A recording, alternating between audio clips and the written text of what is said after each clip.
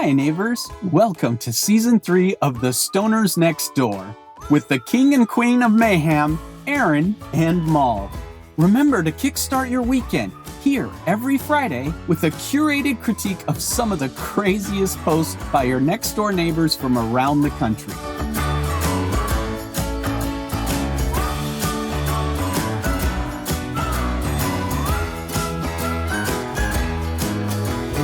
This is Aaron. And I'm Mal. Happy fall, everyone. Aaron, you want to start us off? Sure. Someone's complaining in Best of Next Door that their butternut squash was stolen, and it says to the woman who just stole our butternut squash right off of the vine, you have a lot of nerve. Yeah, that's If you were hungry, you could come to the door and just ask for one. We would have been happy to give it to you. You don't just steal people's food. I hope you enjoy it and know how wrong you are for doing it. We work hard in our gardens. Those squash were out there for canning for the winter, and there was no sign on there that said they were free for the taking. Andrew says, so let me get this straight here. She says she works hard for her gardens. Does that mean she's doing the photosynthesis and shit? Because otherwise the plants are actually doing the hard work here. Love it when a botanist comes in. Beth says, her dreams have been squashed. Oh, good. And Angie says, you really do need to squash this type of behavior as soon as it starts. You have to. Someone has to say it. Right? Myra says, vine-cured squash are the best. She was practically asking for them to be stolen. It's her fault. She should have planted zucchini like everyone else. God, I know you can never get rid of enough zucchini because I do love. It's funny. I've been tempted to steal a lot of people's gardens. I have taken fruit. I'm not going to lie. I have taken fruit, but you know, what's an apple or two? Sure. Okay. And there's another post that says, someone took my table. I put free stuff on the table outside at my driveway, and someone came and took the table with everything on it. I'm not sure who would ever take someone's table, but if that person is here and took it by mistake, please return it. Morningside Drive. Well, okay, come on now. That's an easy mistake. And then Rhonda says, that's like basic free stuff at the end of the driveway 101. Never put anything you want with the stuff you don't want. Exactly. And Steve says, seriously, thanks for the new dinner table. Exactly. And Amber be ambering. She said, at least they took everything. In my neighborhood, they would have taken the table and left the other crap. Left the crap. Exactly. So here's a couple cold reads for you that were actually for last week's episode and the Halloween edition. But we could. Yes. They're a little shocking. They're okay. Come on. So I mean, dolls just kind of freak me out in general, but this is that doll. This doll is. It looks like umbilical terrifying. Barbie. It looks like it's an elf head dressed in like a Tarzan, like a female Tarzan suit. I don't know what. But you know it's blue or green. Right? Yeah. It has to be. Yeah. Like it's a Smurf maybe? No. I don't know. No, it's not. It's an Avatar doll. It is an Avatar. From like the movie Avatar. Oh, Avatar baby doll. Oh, yes. Okay. Okay. Yeah. So it is blue. Okay. Still scary as fuck. I'm just saying. Oh. And then there's another one. What? It's like equally as creepy. That isn't even. Like, was this his death mask? It should have been the vampire version. This is so weird. Yeah. Okay, life-size Ronald Reagan figure, $500. Yeah. It looks nothing like Ronald Reagan. It looks like Ronald Reagan turning 130, but I really think this was his death pose. But he was still smiling. I mean, they used to do it in the Victorian eras when he was born. All right, life-size Ronald Reagan statue, very detailed, even down to the hair follicles. Well, that's just creepy. Teeth, eyes, skin, and vintage clothing. Okay, that's just big pointer creepy. Teeth with blood on them still. Exactly. That is like so creepy. That is so creepy. That like it looks like if Ronald Reagan and David Bowie had a baby. Oh yeah, they would. This would be their like love child, don't you think? I do. No offense to David Bowie. Okay, if Ronald. No way. What? Look at the comment. Oh, that's what it says. Yeah. No way. I didn't even see that. I didn't even see this, you guys. Oh, this is why they're called cold reads.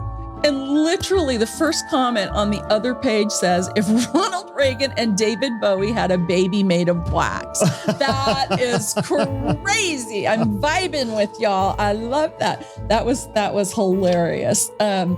Okay, this should be cross-posted on Taxidermy Gone Wrong page. Oh my God, you can't lie to me. This is Ronald Reagan. Yeah, I think it is Ronald Reagan. Either a taxidermied Ronnie or a zombie. Oh, and here's another one. Did he just crawl out of his casket? Oh my God, that was the creepiest thing. That was the first comment.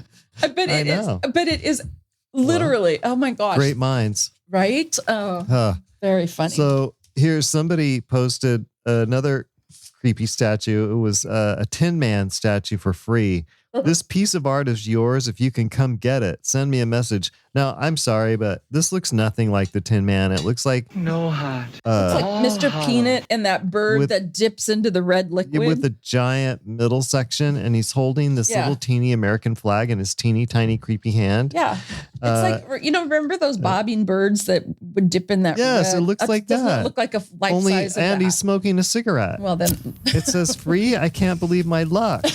And Ellie says, where is this? I want it. Sarah says, where are his pants? Honey, where are my pants? And Shannon says, I only accept free Tin Men that are anatomically correct. And Chris says, only if you put some pants on it. Otherwise, it's a definite no from the HOA. I have a couple ideas. What? Remember a few weeks ago, the guy that was looking for just random junk because his neighbor cut down his hedges? You get the creepy Ronald Bowie doll and start your own statuary garden. Put it right in between. Oh, I love it. A creepy statuary garden. Yes. Kara says, this thing's going to be haunting my nightmares tonight. And Becky says, I'd take it because I don't like my neighbors.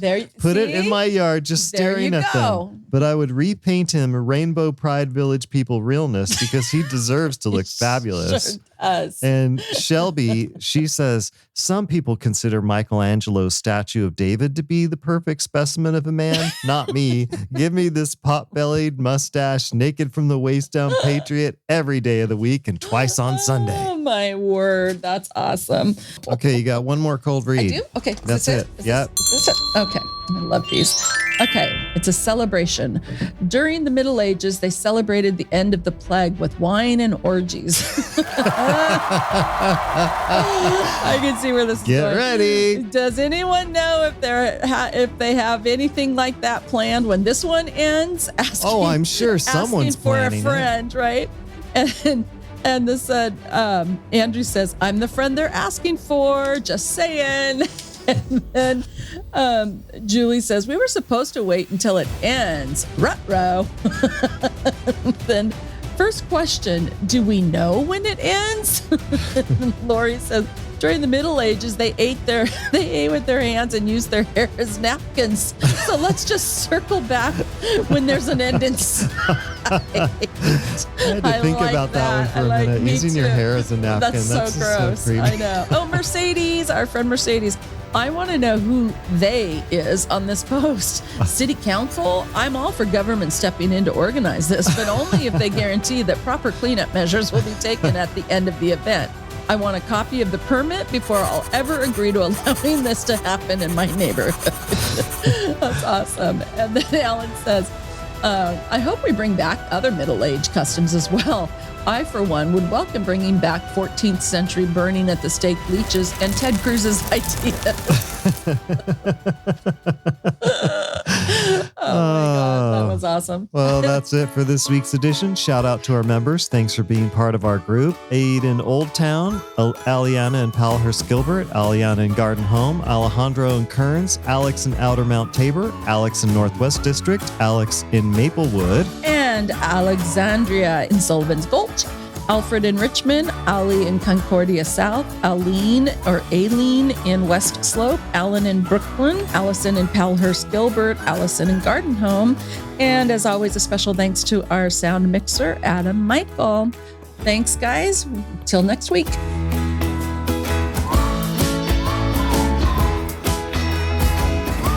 And remember, no matter who you are or where you live, always be nice to the stoners next door, because you never know who they are and you never know what stories they have to tell.